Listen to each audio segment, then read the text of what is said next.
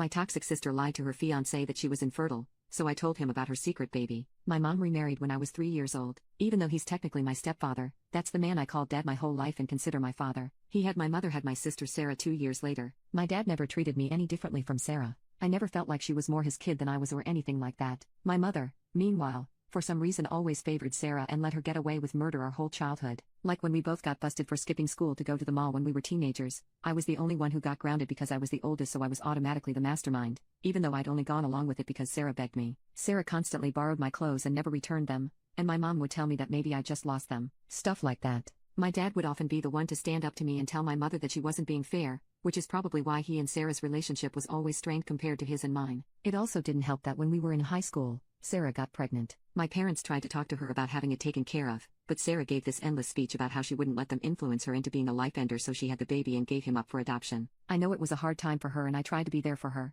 but she completely shut me out and refused to talk about it, so eventually I just went along with the rest of the family and pretending it never happened. Sarah and I are both in our 30s now. We're not close, but our mother passed away a few years ago, and since then we've made an effort to get along for our father's sake. Recently, my husband and I went out to dinner with her and her boyfriend, and they announced that they were engaged. While we were congratulating them, her fiancé started telling us about how he knew Sarah was the one because he still wanted to be with her even after he found out that it meant he'd never had children, when he'd always dreamed of being a dad. I started to say, "Oh, Sarah, you don't want kids?" But before I could get the words out, she stomped on my foot under the table. A few minutes later she excused herself to the bathroom, and I followed her. While she was fixing her lipstick I said, "So you're not going to have kids?" And she said, casually, "He thinks I'm infertile." I asked why on earth he would think that, and she said, "The last thing I want to do is have a brat ruining our lives." So I told him I was born unable to have kids and there's nothing they can do about it. I'll just take birth control forever, it's fine. I couldn't believe she was starting her engagement off with a lie. I ranted to my husband about it on the way home and he agreed with me that it was a skeezy thing for her to do,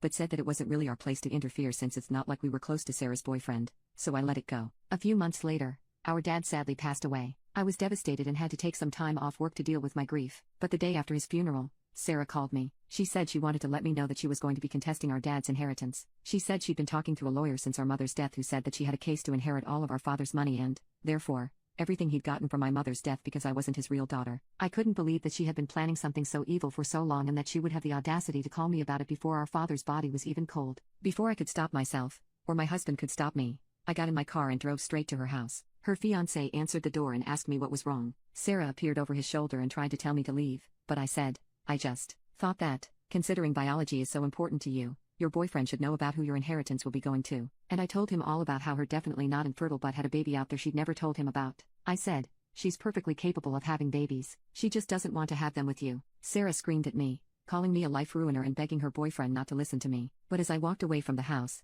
he was telling her that he was done.